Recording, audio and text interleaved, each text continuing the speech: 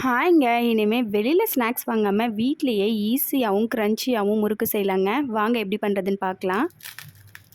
பார்த்தீங்களா எவ்வளோ க்ரன்ச்சியா இருக்குன்னு. இதுக்கு மைதா மாவு 2 கப்பை வெள்ளை துணியில் நல்லா கட்டிட்டு இட்லி பாத்திரத்தில் 5 நிமிஷம் நல்லா ஸ்டீம் பண்ணி எடுத்துக்கோங்க.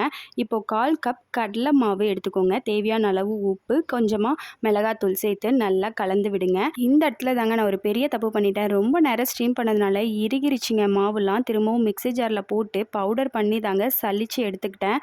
நீங்கள் இந்த தப்பு பண்ணாதீங்க. அப்புறம் ஓமத்தை நல்லா கையில் க்ரஷ் பண்ணிவிட்டு சேர்த்துக்கோங்க. கொஞ்சமாக கருப்பு எள்ளையும் சேர்த்து நல்லா கலந்து விடுங்க. தண்ணி சேர்த்து நல்லா சாஃப்டாக மாவை பிசைஞ்சு எடுத்துக்கோங்க.